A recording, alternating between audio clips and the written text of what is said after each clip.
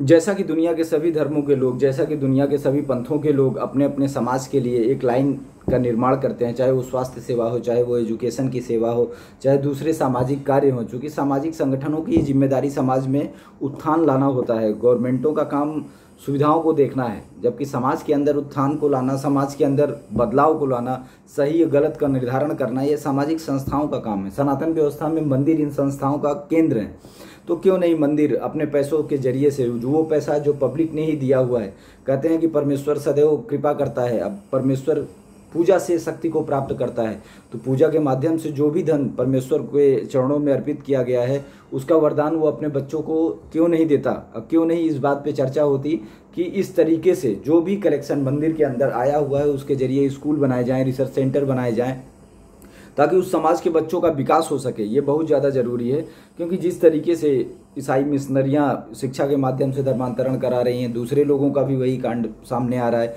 तो हम सबसे ज़्यादा पैसा रखने वाले लोग हैं, मंदिरों से ज़्यादा पैसा किसी के पास नहीं। किसी चर्च की भी बस की बात नहीं कि मंदिरों का मुकाबला करे, उसके बूते का नहीं है। और मंदिरों में जब अनाप शनाप पैसा रखा हुआ है, तो वो पैसा टैक्स के जरिए हम क्यों दे रहे हैं? टैक्स किस बात के लिए देना है? टैक्स सामाजिक व्यवस्थाओं को चलाने के लिए दिया जाता है। आप डायरेक्ट ही सामाजिक व्यवस्थाओं को क्यों नहीं चलाते? आखिर स्कूल क्यों नहीं चलाए जा रहे हैं? उससे हॉस्पिटल क्यों नहीं चलाए जाएँ?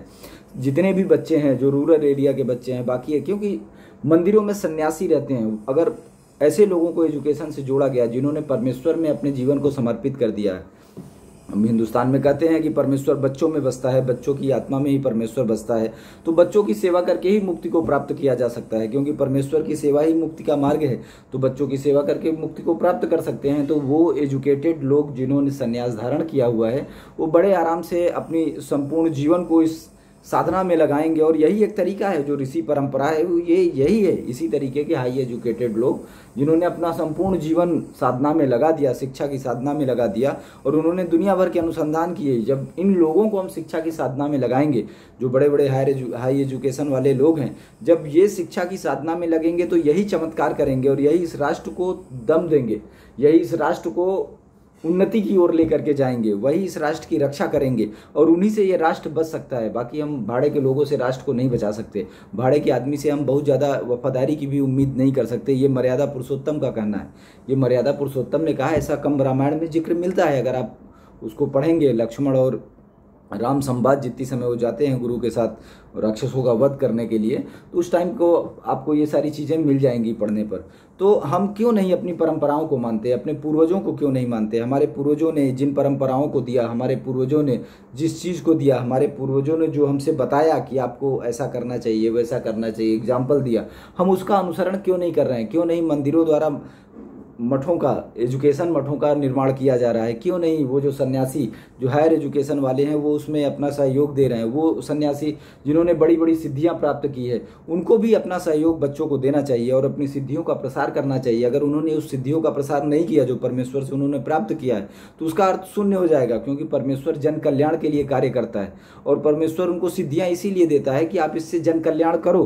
तो जन कल्याण कैसे करेंगे? अगर आप किसी राष्ट्र के बच्चों को कल्याण करते हैं तो जन कल्याण अपने आप हो जाता है, क्योंकि एक बच्चे के पीछे कम से कम 20 लोग होते हैं, उसके मामा, मौसी, नाना, नानी, माता, पिता, उसकी बीवी, बच्चे।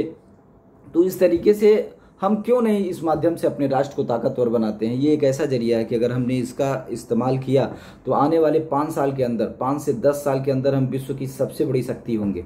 हमारे यहाँ कोई गरीब नहीं रहेगा, हमारे यहाँ कोई बेघर नहीं रहेगा, और हम एक ताकतवर राष्ट्र के रूप में, जैसा कि हम एक जमाने में हुआ करते थे, दोबारा उभर के सामने आएंगे। इसलिए ये सोचनीय विषय है कि बड़े बड़े सन्यासी, बड़े बड़े मठाधीश इस बात पर विचार करें। अब वो वक्त आ गया है कि इस पर विचार करें। अब विचार करके वो इस व्यवस्था को पुनर्स्थापित करें। ऋषि परंपरा को स्थापित करना बहुत जरूरी है। ऋषि परंपरा के बगैर इस राष्ट्र को उन्नति के मार्ग पे नहीं ले जाया जा सकता। इस बात को हमारे जो भी सन्यासीगण हैं वो समझें, एक बार इस पर मंथन करें, और उसके बाद इस पर कुछ न कुछ करने की जरूरत है।